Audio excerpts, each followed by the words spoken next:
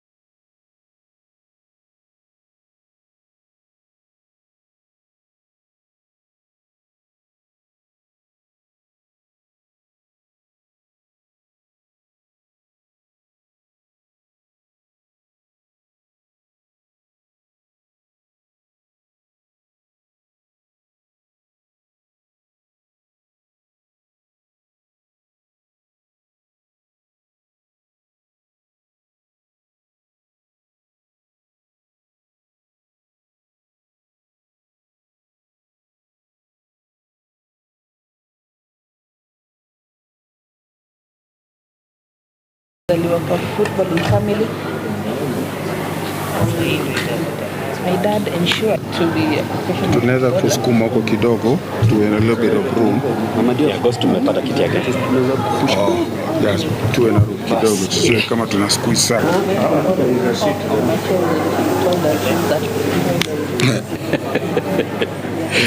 No, but I mean be yourself. Ongea na mikono. Gonna use up to them. Ni sema yako? No, in here. There's a message from the next president, Sammy Owino Kempes. Ile anataka. Sawa? Yeah. Thanks, Shole. The press and everybody else for attending this meeting. My name is Samuel KF, and our candidate for Deputy President, Andrew Mukoa. On my right, former Harambee Stars player and Vice President, Sammy Shole. Former Harambee Stars coach, representative candidate in the upcoming election, Charity Wangombe, popularly known as Mama Diof. And then together with them, you all know Washington player. And then we have the rest of the stakeholders who are important members of our team as well. The reason for calling this press conference is to announce that we have filed a case with the Court of Arbitration for Sports, also known as CAF in Switzerland, with the aim of normalizing football in this country. As you all know, our state of football is not and has not been normal for a while. As a result, football standards have deteriorated to where we are today. The Federation has and continues to be faced with legal challenges. The only sensible path forward to normalizing the state of football is institution of normalization committee by FIFA. This path will immunize current election process against actual and possible judicial challenges. These challenges of who wins the upcoming elections. The path initiated by FKF through the just concluded special general meeting will not result in a free, fair, and credible litigations. The path that will most likely result in 2027. To the contrary, the normalization committee path we're fighting for will result in a free, fair, and credible elections that will open to qualified candidates and clubs and a football future free of litigations. The path will assure the hosting of AFCON will participate in any form of election in place. Our goal is to win despite or regardless of the election prejudice, the CAS case. The attorney for these questions you want, and I'll be glad to answer questions you want, and I'll be glad to answer them. And I decided to go and, let's say, be involved in a different country. 4 years elapsed after that, and then I decided to come back. Let's say 1 year. Is that there's no need for that. If you are qualified and a citizen of the country, you should be allowed to. Do you have a plan, maybe teaming up with someone like Jakobuna? Just supporting the candidate? Hey, that's very funny, by the way. But It is again. We're all going to be locked out because even under the current rules, we qualify. I've been involved in football for a long time. Some of you may not know. I started getting involved in Kenya football years ago. Even when I went to US, I used to come back and I was able to participate in football through support of clubs. I was particularly involved with the youth because that's where most of my passion was.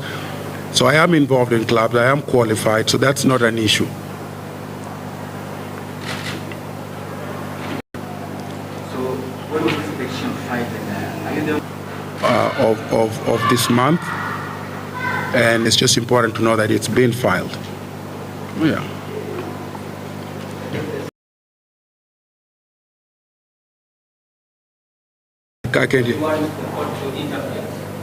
I think I'm not like I say again, issues related to specifics of the case, I'm going to defer to the attorney for. Yes. It is of ineligibility for you to start for your assignment. Because I'm eligible, so there's no need for that. The question, so that's not an issue for me. There. So there's no reason for me to even ignoring the responsibility of the other organs of the organization. And so because of that, we have an organization that is facing and is in a situation that is not properly functioning because it ignores its own rule. It's taken the authority of the organs that is meant to actually run the organization properly. So you have a dysfunctional organization.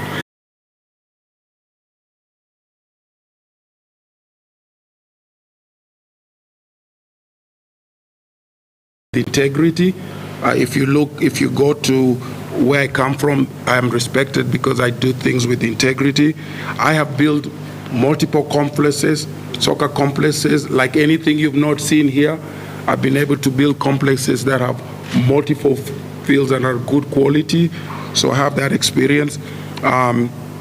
So I've also, on the corporate world, I am an engineer by education and profession.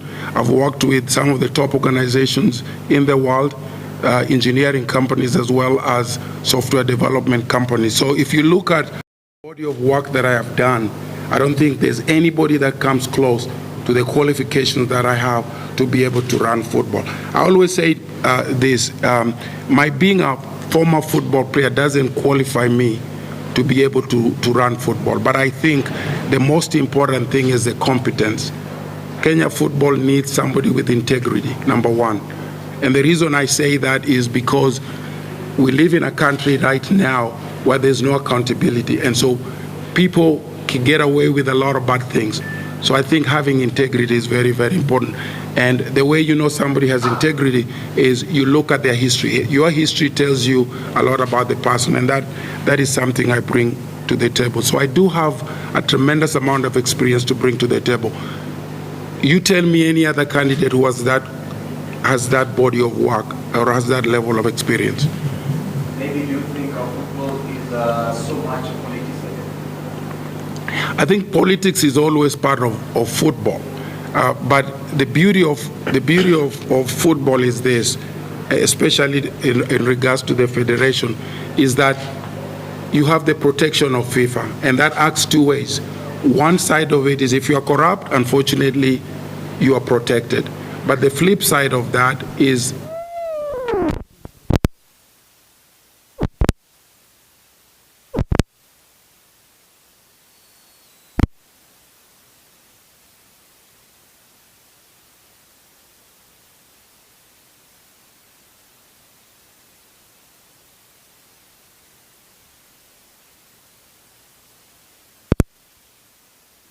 right things in the process.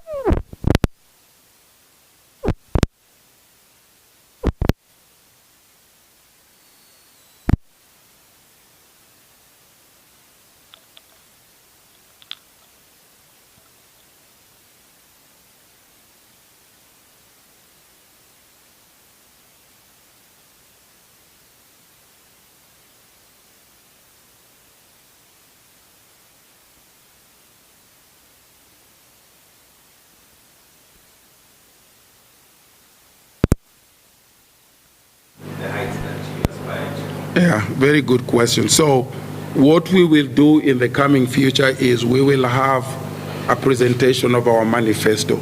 So there's a lot of things that we will talk about at that point. But I think in a nutshell, if you were to ask me, just in a general sense, we have issues with governance, that leads to corruption.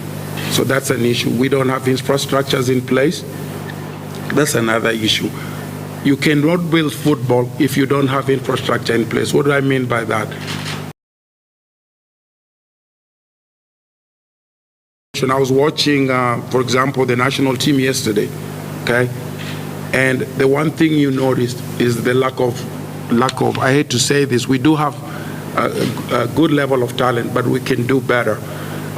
the only way you can develop players who can play and compete at the highest level, because this is something I've done, and I've been able to produce players who have played at the high level, is if you have to create infrastructures at the youth level, because good players are developed from the youth level all the way to the top. If you miss that part of development, you're not going to produce good players. So it's very important for us to have an infrastructure that produces good players. To create good players, you need good coaches. So we have to have infrastructure to produce good coaches. You also have to have scouting as well. You have to have people who identify good players. You have to have academies as well. Identify your top players and bring them to the academy. But more importantly, you have to have a system in place that can identify a player regardless of where they are in the country. So the development of infrastructure at all levels, specifically the grassroots levels in all parts of the country, is very critical, because talent is not only found in corruption. We will eliminate that. We will build infrastructures to where we have the infrastructure for the youth. We have the infrastructure for the youth football, for coaching, for referees, for scouting, and all that kind of stuff. And then, when you look at, I attend Premier League games. I attended a couple of them, and also attended the women's game. And one of the things that stands out to me is, as I was attending the game, the question I asked myself is this environment conducive for people to attend games? And there's a lot of work we have to do to be able to make our leagues better, to where families, for example, feel comfortable. What I asked myself when I attended the game was, if I had a family, would I bring my wife, my children to these games? And the answer to me was no. So we have to deal with issues of security. We have to take that very seriously, because right now when you go to games, Premier League games, the security is not adequate, and that's important if you want to create a safe environment for families to attend. We have to increase the level of football on the field, because ultimately football is entertainment.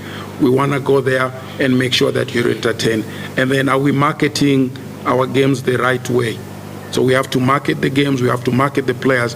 And then the other thing that stood out for me is, you have a Premier League game and they don't know where they're going to play, and it's 3 to 4 days before the game. That's unacceptable. So there's a lot of things that we can talk about that are going wrong with the current situation of football. I think the challenge is always, how do we fix those problems? And I am qualified. They are difficult, but I'm very qualified to fix them. But before showing the interest of getting this seat, have you maybe initially tried to enter into some partnership with some clubs, or maybe have a sit down with federation just to set up something, because you have the clubs and you travel? Have you tried something just to talk to the clubs and maybe the federation?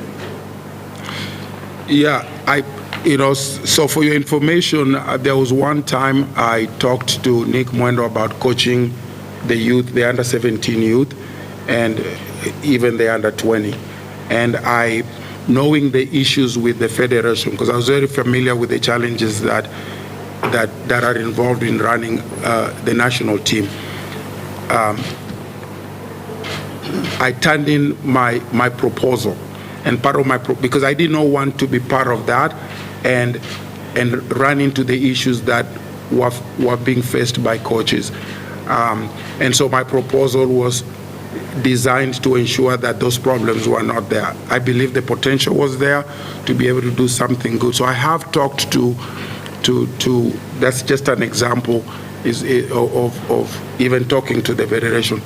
But the reality of the matter is that, in my opinion, the reason I'm running for the president is because when I looked at working with the federation or somebody else, I started to see the problems that were facing football. The way I think it's like you. Let's say you are in an environment that you want to do something good. If the environment is bad, it's very difficult for you to do something good. So regardless of what you do at any level, let's say I came in as a national team coach of the under-17 and under-20, and then we started doing well.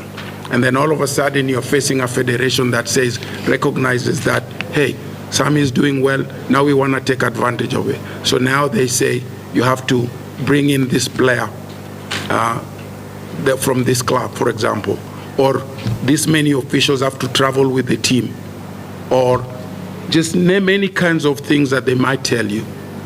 If that is the environment you're working under, it becomes very difficult for you. And I guarantee you that as you begin to understand the federation or how things work, you understand there's a lot of problems that you run into when you're just another member trying to do the right thing. So the decision I made at that point in time was, instead of me trying to come in and trying to do those things and having to face those issues, why don't I run to the top position and work to fix the problems that we have in the federation? That's what led me to doing that, because I'm convinced that I have the experience. And the question I asked myself and people ask me is, why don't you run and help fix our problems? Now, we all know that you are married and actually you are fighting this at gas. Don't you think this will derail the election process and even your campaign strategy? So this is the way I look at it. The question I have to ask is this. Let's say we decide to move forward with this process. You look at what's happened to the federation over the years. How long have we suffered? You all know how long we've suffered. We've suffered for many, many years. Our football has been an issue for many years.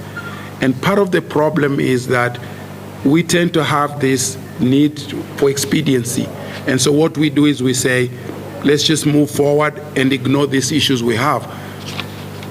Where I am in life is I realize that if you do that in life, whether it's a personal life or anything, the problem never goes away, it just becomes bigger.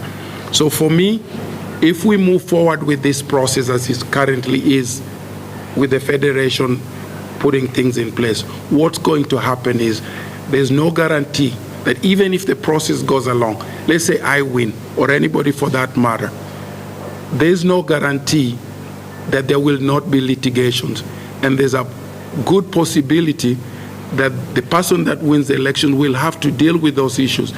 There's also a possibility that the elections might be annulled, which will lead to the losing of AFCON, hosting of AFCON. So what is this a good, of course it's not. The path we are in, I see a lot of potholes in that path. For me, if it means a delay of 2 months or so to get things right, then I think it's well worth it. And so I'm convinced that the FKF path that we're on right now only leads to bad things. Number one, I don't believe we're going to have free, fair, and credible elections.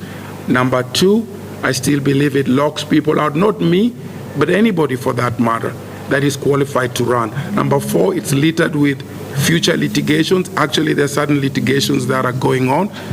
Number four, it also puts us in a position to jeopardize the hosting of AFCON. Contrast that to the normalization committee. If we have a normalization committee in place, we'll have free, fair, and credible elections. We will be able to eliminate future judicial issues or litigations, okay? And then we will have an open elections where not just individuals but other clubs that potentially could be eliminated will have the opportunity to participate. So for me, it's a no-brainer. We are on a path that is leading us to a very bad place, and what we're trying to do is reverse that course and take us to a path that will lead us into better things.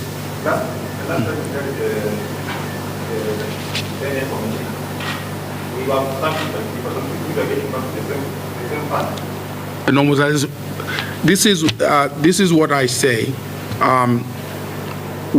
We have issues with Kenya football, right? So, and normalization committee doesn't guarantee us being in a good place. But guess what? It gives us a fresh start. And it's up to us to select the right people that can take advantage of that and move on in the right way. And I believe that if we have a normalization committee and I'm the president, that we can set apart that can put us in a good place. Contrast that to if I am elected president under the current path, there's no guarantee that I'll be president a month from then or 2 months from then. Path. Okay, I believe that the CAS path is a better path than the path we're under right now. So there may be delays, but I think in the long run it will set us to a better place. Mr. President, would you say that as a country we are in a full crisis? Yes, we are. Yes, we are. And that's why I keep saying things are not normal. And we want to normalize things. Things are not normal. You as an engineer, former player, and surrounded with former players, what is your take in terms of playing home away from home? I think that's just symptomatic of our problems. It makes no sense at all to me. Again, the idea that a national team plays its home game away from the country is the most ridiculous thing I've ever seen. And those are things we're having to deal with because of where we are as a football. And sometimes, you hear people talk about, I've done this, like the current federation will from time to time say, we've done this well, we've done this well, we've done this well. And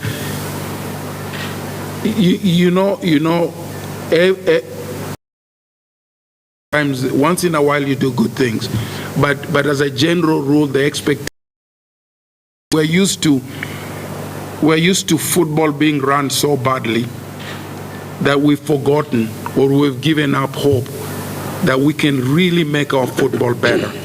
And for us to accept the current position and for anybody to even look at our current football and say that they have done good is beyond words. I don't know even what to say about that, because what's happening in our football is so many wrong things that are happening. Despite the few good things that are happening here and there, there's a lot of bad things, and there's a lot of potential for this country to make things better. Last question. Last question. Maybe some just to add that it looks that when we're talking about good things for this country and good for everyone in terms of football, but it's so now important to initiate meetings with the stakeholders, the owners of the teams, just to bring this idea and implement it. We know majority of these stakeholders, sure, most of them, they don't get into this meeting to know what is going on. People have money, people have put money on the way they do, but they do not have this enlightenment. Making them experience for you at this juncture or have this initiative, talk to them and enlighten them. That's a very, very good question. So, if you look at the annual general meeting, which is the membership of the annual general meeting is who decides who gets to be president of the Football Kenya Federation, and that comprises of 48 chairmen. It comprises of 18 clubs in the Premier League club. It comprises of 10 NSL clubs. It comprises of 10 Division 1 clubs, and it comprises of, from each zone, comprises of the Women Premier League, comprises of individual members of various associations. That's how you win an election, right? So you have to talk to the clubs, Premier League clubs, the 18 Premier League clubs. You have to talk to the top 10 NSL clubs. You have to talk to the Division 1 clubs, and then you have to talk to the 48 chairmen.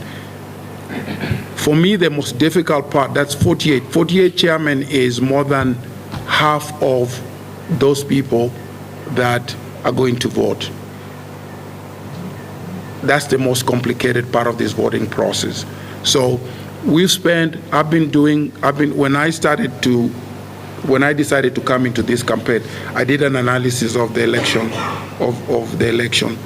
and my focus was first to deal with the chairman, because that's where the grassroots is. So we spend a lot of our time, to your question, talking to those at the grassroots level, talking to the chairman. We will continue to do that.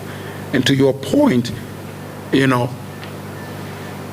talking to the owners of the clubs is another critical phase, and we have talked to some of them, not all of them, and we will continue to work on that to be able to sell them our idea. I feel like as the process goes along and people begin to understand our agenda, because people kind of tune off when the elections are not very close. If you follow, our team, we've always kind of sold our ideas, but because the elections were far from happening, people kind of tune off. I think people now will tune in, they will get to know us better, and I have no doubt that when people listen to us, that they will be clear that there is no better alternative than this team. I am convinced that regardless of who's out there, we are confident that we have the best plan for this country, we have the best intentions, we have a team that has integrity, the competence that can move this football forward. So the people who know us know that, and we will continue to make that case to the clubs as well. Just one more last question, and then, yes. Just on that note, when you're talking about the criteria of power, and you're talking about Indian chairman, branch, and all that, I remember some years back when financial aid came elected, because just clubs which were voting on the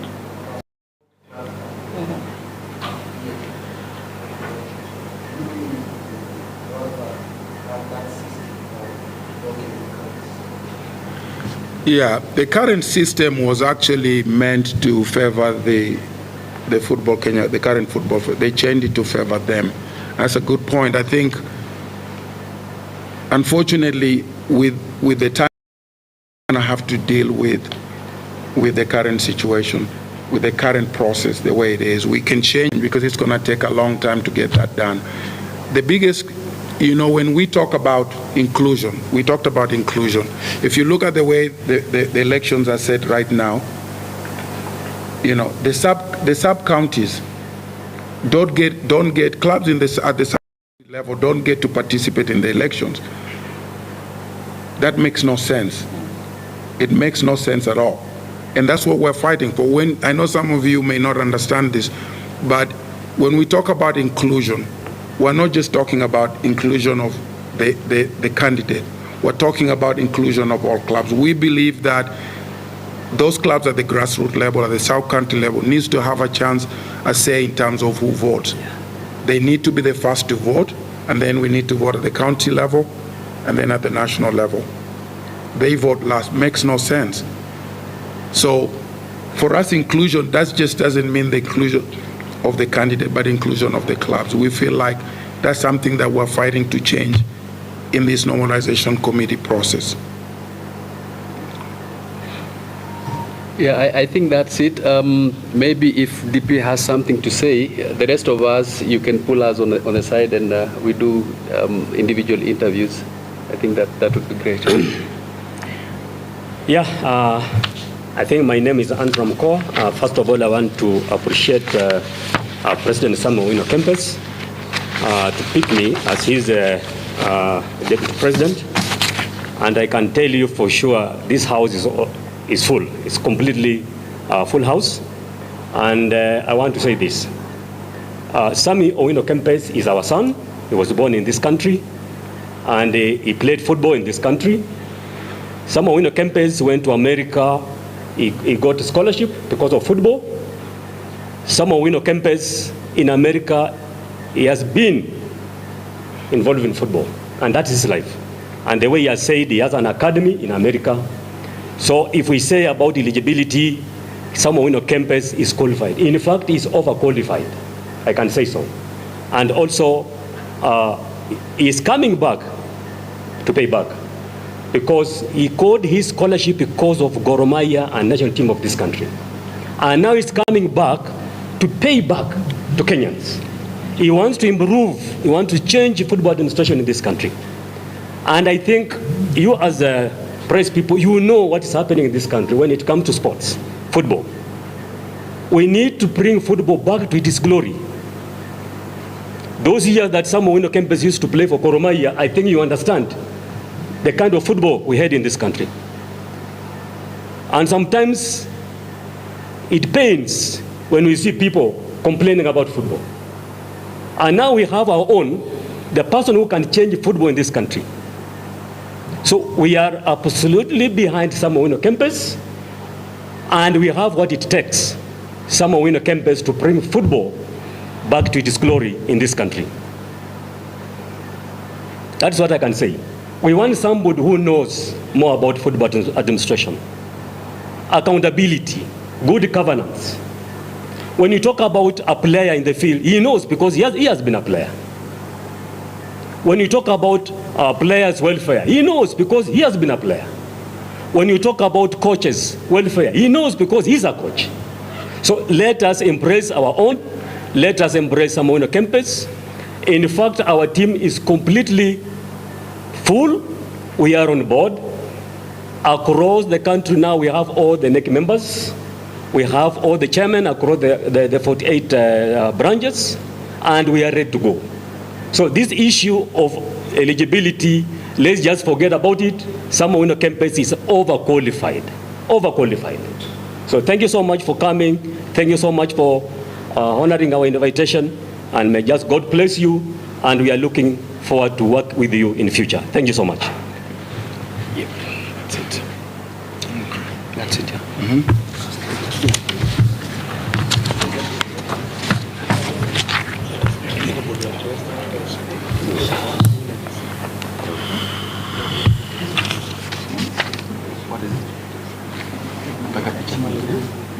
Oh, sisi ni picha.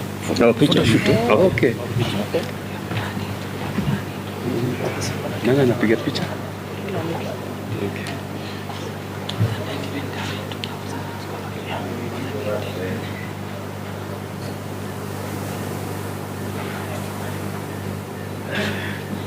This is how.